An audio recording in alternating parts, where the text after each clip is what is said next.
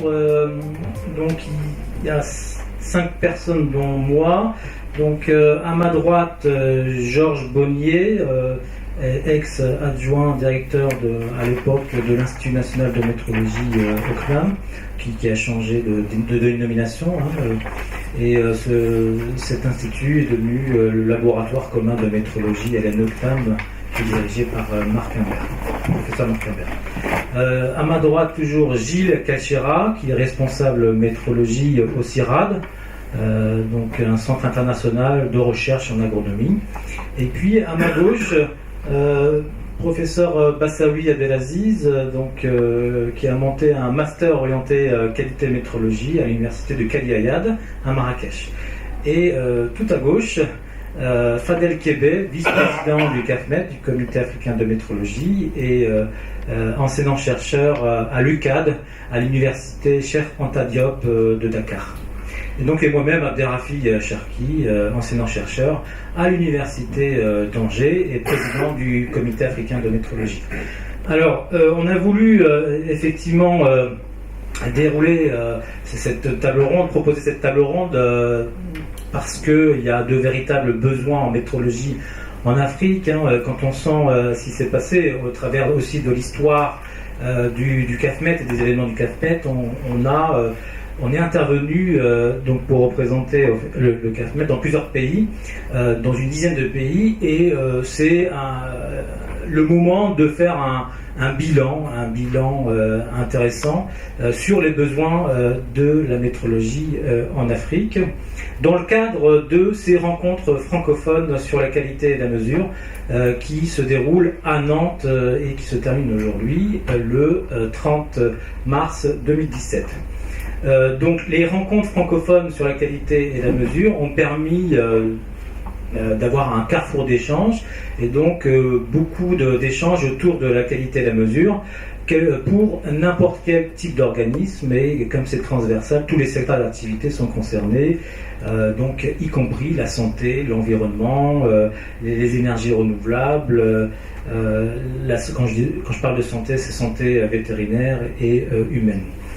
Donc les rencontres francophones sur la qualité et la mesure sont organisées par le CAFMET, le Comité africain de métrologie, qui poursuit ses actions en Afrique depuis 2005. Il y a eu une vingtaine d'organisations, une vingtaine d'éléments organisés en Afrique, sur le continent africain, que ce soit donc au Maghreb, dans l'ouest de l'Afrique, en Afrique de l'Ouest, au sud du continent ou à l'est.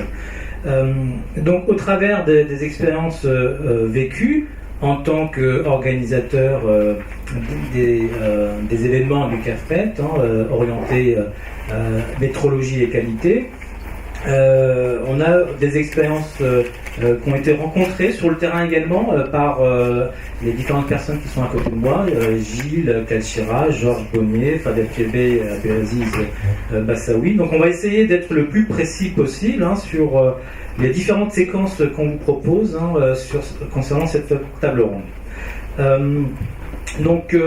Voilà, il y a une véritable problématique qui se décline, c'est quels sont les besoins métrologiques en Afrique.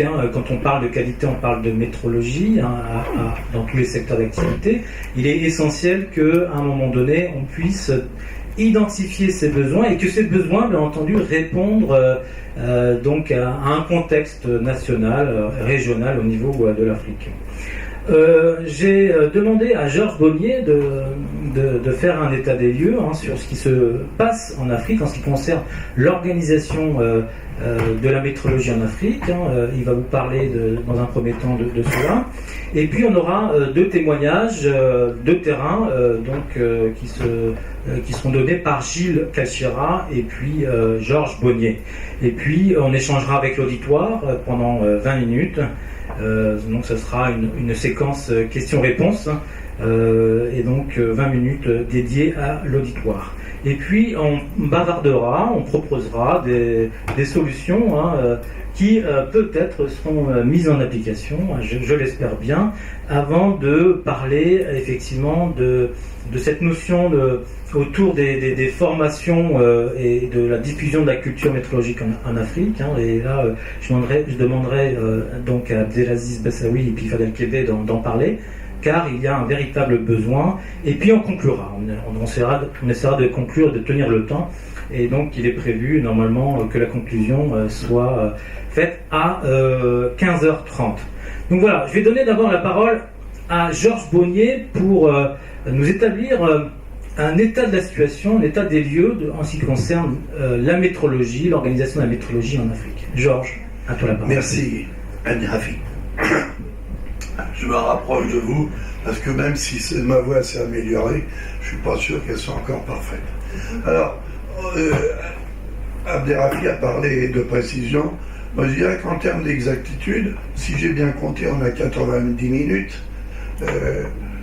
Moins 20, ça en fait 70.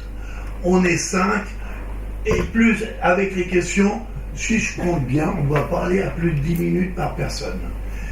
Je vais donc j'ai essayé de ne pas dépasser 10 minutes. À ce titre-là, je ne prends pas mes transparents, parce que comme il y en a plus de 10, ça me fera plus de 10 minutes, et je vais essayer de vous dire les choses telles que je les ressens. Moi, je vais vous parler, vous savez tous quand même ce que c'est que la chaîne d'étalonnage. La chaîne d'étalonnage fait que quand on fait une mesure dans l'industrie, par exemple, on l'a fait avec un appareil de mesure qui doit être étalonné. Cet appareil étalonné doit lui-même être étalonné par un appareil de qualité supérieure, et ainsi de suite. Et comme ça, à travers les différents étages, on est raccordé à l'étalon primaire du laboratoire national dans chaque pays. De là, on en déduit quelque chose de vachement simple. C'est que d'abord, il faut qu'il y ait un laboratoire national dans le pays. Et qu'est-ce qu'on fait si on n'en a pas? Alors, j'ai regardé les structures de BIPM, tout le monde peut le faire, bipm.org, et allez voir. On s'aperçoit qu'en Afrique, il y a actuellement 5 laboratoires qui ont signé la Convention du Mètre. C'est-à-dire qu'il y a 5 laboratoires qui sont capables d'adhérer à ce qu'on appelle l'arrangement de reconnaissance mutuelle. C'est cet arrangement de reconnaissance mutuelle, comme je vais vous le décrire, qui vous permet de participer à des comparaisons internationales. Et en Afrique, il y a 2 laboratoires qui ont signé cet arrangement. C'est l'Afrique du Sud et la Tunisie. Il n'y en a pas d'autres. Qu'est-ce que ça veut dire? Ça veut dire si votre laboratoire à lequel vous avez confié votre instrument n'a pas participé à ces comparaisons, eh bien, votre résultat ne sera pas considéré comme valable au sein d'un organisme d'accréditation. Ce qui est une énorme difficulté. Parce que si vous ne trouvez pas ce laboratoire-là, et dans les domaines particuliers, vous êtes obligé de vous adresser à l'étranger. Un laboratoire qui, lui, fait partie de cet arrangement de reconnaissance mutuelle, dans le cadre de comparaison. Et si vous adressez à l'étranger, d'un seul coup, il y a une énorme difficulté. C'est, mon instrument, il va voyager loin, et ma question, c'est, au moins pour certains instruments, est-ce qu'en revenant, il est aussi bon qu'au départ?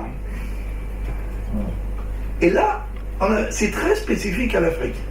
Parce que, je ne vous dirai pas toutes les choses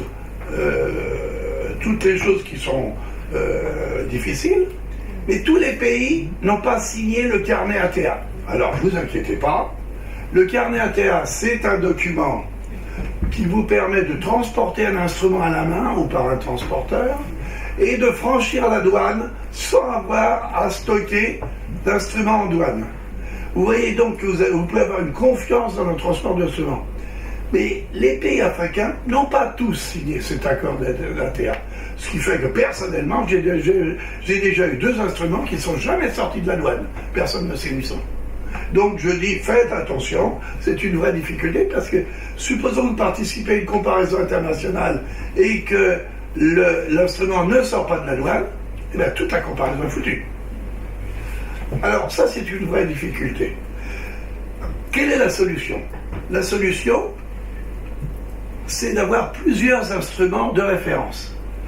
Vous les comparez entre eux au départ, et vous en envoyez un étalonnage, vous regardez la différence, et vous regardez si cet étalonnage est encore bon au retour. Mais ça veut dire un surcoût. Inversement, si vous n'avez qu'un seul instrument, et que cet instrument est parti à l'étranger, et vous savez que souvent, dans les laboratoires étrangers, il n'y a pas que... souvent, l'instrument est immobilisé plusieurs mois. Ça veut dire que pendant plusieurs mois, votre accréditation n'est pas valide. C'est-à-dire pendant plusieurs mois, vous n'allez pas pouvoir faire d'étalonnage dans le cadre de votre accréditation. Vous voyez qu'il y a là un calcul à faire entre l'instrument mais il y a aussi une autre solution. Par exemple, vous allez faire étalonner un pied à coulisse.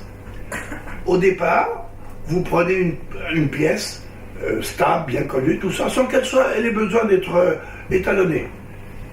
Par exemple, vous avez un boudron en acier inoxydable, vous mesurez ce boudron avec votre pied à coulisse, vous l'envoyez étalonner, vous revenez, vous regardez si les valeurs du rond ont changé à l'intérieur de la certitude ou pas. Vous voyez qu'il y a des moyens pour pouvoir éviter d'avoir à faire trop d'étalonnage à l'étranger qui coûte cher. La solution est quand même très simple. Je ne comprends pas pourquoi les pays africains n'adhèrent pas à la Convention du Mètre. En tant que membre associé, c'est pas grand-chose. Et maintenant, pour signer l'accord de reconnaissance mutuelle, il suffit que le laboratoire national décide de signer la reconnaissance mutuelle. L'ennui, c'est qu'il y a beaucoup de pays, comme je le disais, où il n'y a pas de laboratoire national. Et ça, c'est une énorme difficulté à tous les niveaux. À tous les niveaux, de qui vous dépendez. De qui vous défendez. En Europe, l'immense majorité des pays sont signataires de la Convention du Mètre. La majorité des pays en Europe font partie du MRA. Ce qui fait que, dans ce cadre-là, il y a des comparaisons régionales qui sont organisées. Ces comparaisons régionales incluent tous les laboratoires qui sont accrédités dans ce pays-là. Et alors, si vous prenez le CIM aux États-Unis, par exemple, en Amérique, le CIM réunit tous les laboratoires accrédités dans ce domaine-là, ils font une comparaison. Et ils font la même comparaison que celle qui a été organisée en Europe.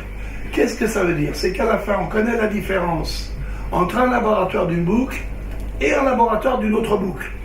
Qu'est-ce que ça veut dire? Ça veut dire que si vous êtes raccordé à cette boucle, vous n'avez pas besoin de refaire l'étalonnage. Votre étalonnage est valable, quel que soit le pays, à condition qu'il ait respecté les conditions qu'on vient de voir. Donc vous voyez que vous n'êtes pas obligé de refaire faire des étalonnages. Et moi, je vais vous donner un exemple précis. J'étais un jour en Égypte.